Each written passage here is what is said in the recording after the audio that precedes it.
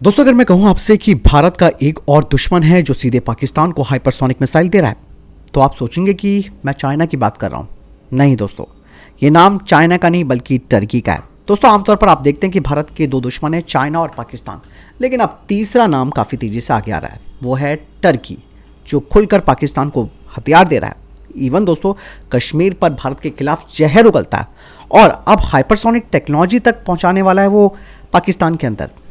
दरअसल यहाँ पर बात मैं कर रहा हूँ टाइफून ब्लॉक 4 के बारे में। जुलाई 2025 में दोस्तों टर्की ने अपनी इस हाइपरसोनिक मिसाइल को अनवेल किया था और इसकी रेंज 200 से 900 किलोमीटर, और हालांकि 800 किलोमीटर ऑफिशियली रेंज बताते हैं लोग, इतनी बताई गई है। स्पीड है मैक 5 से ज़्यादा, यानी कि हाइपरसोनिक। वजन 2300 किलोग्राम का और एक्यूरेसी है 10 मीटर का सीपी। इसका रोल होगा दोस्तों हाई वैल्यू वाले टारगेट्स को डिस्ट्रॉय करना। मतलब दोस्तों इसके जरिए Pakistan airbase, radar stations, command centres और मिसाइल साइलों सब कुछ मिनटों में खत्म कर सकता है। यहाँ पर दोस्तों हाइपरसोनिक की बात मैं अगर करूँ तो जो नॉर्मल मिसाइलें होती हैं वो मैक 2 से 3 के बीच उड़ती हैं, ट्रैक हो सकती हैं, इंटरसेप्ट भी नहीं पॉसिबल है इन्हें करना। लेकिन दोस्तों मैक 5 से ज़्यादा वाली जो मिसाइलें हैं वो काफ़ी मैनुअल होती हैं, रडार को धोखा दे सकती है और इंटरसेप्ट करना इनको नामुमकिन होता है। मतलब जब तक आप इसे डिटेक्ट करोगे तब तक टारगेट खत्म हो चुका होगा। अब दोस्तों यहाँ पर असली खतरा क्या है वो मैं आपको बताऊंगा। सबसे बड़ी बात यहाँ पर टर्की और पाकिस्तान के मिलिट्री रिलेशनशिप को लेकर है। आपने देखा होगा कि हाल ही में बैराकटा TB2 ड्रोन इन्होंने हमारे खिलाफ भी इस्तेमाल किया और अधिक संख्या में ये खरीद भी रहा है पाकिस्तान टर्की से। इसके अलावा नेवल शिप्स में भी टर्की मदद कर रहा है, जॉइंट ट्रेनिंग दोनों देश कर रहे हैं, इंटेलिजेंस शेयरिंग कर रहे हैं। लेकिन अब कुछ रिपोर्ट्स बताती है कि पाकिस्तान हो, अजरबैजान हो, इवन कतर, सब टाइफून टेक्नोलॉजी में इंटरेस्टेड है। अब टर्की ऑफिशियली तो इस बात को डिनाई करता रहा है, लेकिन दोस्तों कई डिफेंस एक्सपर्ट्स ये बात क्लियर कर चुके हैं कि पाकिस्तान फ्यूचर में इसका कस्टमर बन सकता है और जनवरी 2026 तक टाइफून का मास प्रोडक्शन हो सकता है। डिलीवरी इसकी शुरू भी हो सकती है, यानी कि ये कोई प्रोटोटाइप स्टेज पर नहीं है बल्कि ये रेडी टू एक्सपोर्ट वेपन बन चुका है। भारत के लिए दोस्तों इसका क्या मतलब है ये भी जानना जरूरी है। अगर पाकिस्तान को टाइफून मिलता है तो आप समझिए कि इस्लामाबाद से वो लॉन्च करेगा तो अमृतसर, पठानकोट और जम्मू, इवन जोधपुर और दिल्ली तक स्ट्राइक कर सकता है। और सबसे बड़ी बात है टाइम टू इम्पैक्ट, यानी कि 5 से 7 मिनट लगेंगे उसे। रिस्पॉन्स टाइम लगभग 0 होगा हमारी तरफ से। टर्की दोस्तों यहाँ पर इतना हॉस्टाइल क्यों है ये भी जान लीजिए।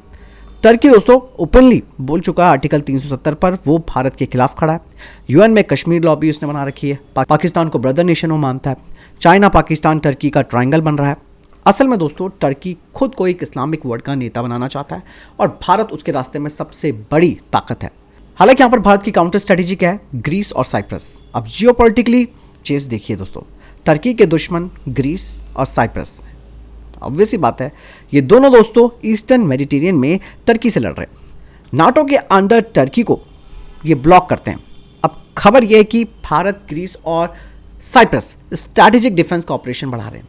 पॉसिबिलिटी यहाँ पर काफ़ी सारी चीज़ें कि भारत इनको ब्रह्मोस एक्सपोर्ट कर सकता है, आकाश एयर डिफेंस सिस्टम एक्सपोर्ट कर सकता है, रडार सिस्टम और इवन नेवल मिसाइल्स इन्हें सप्लाई कर सकता है। और वैसे टर्की पाकिस्तान को हथियार देगा तो ऑब्वियसली बात है भारत, ग्रीस और साइप्रस को हथियार देगा। ग्लोबल पावर बैलेंसिंग की बात की जाए तो सबसे खतरनाक एंगल जो मीडिया नहीं बता रही वो मैं आपको बताऊं तो टर्की खुद नाटो का मेंबर है, लेकिन रशिया और पाकिस्तान से उसकी अच्छी दोस्ती है। चाइना के साथ उसके टेक्नोलॉजिकल लिंक्स हैं। वेस्ट से डबल गेम टर्की खेलता है। टर्की अब एलाई नहीं है दोस्तों बल्कि स्ट्रैटेजिक वाइल्ड कार्ड बन चुका है।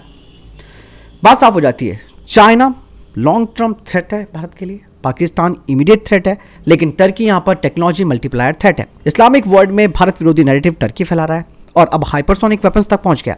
यानी कि दोस्तों जंग अब सिर्फ बॉर्डर्स तक सीमित नहीं है बल्कि सप्लाई चेन में लड़ी जा रही है और जो देश आपके दुश्मन को टेक्नोलॉजी देता है वो खुद आपका दुश्मन बन चुका होता है और ये बात क्लियर हो चुकी है। सीधी बात है दोस्तों, भारत को साइप्रस और ग्रीस दोनों के साथ अपने डिफेंस टाई अप मजबूत करने पड़ेंगे।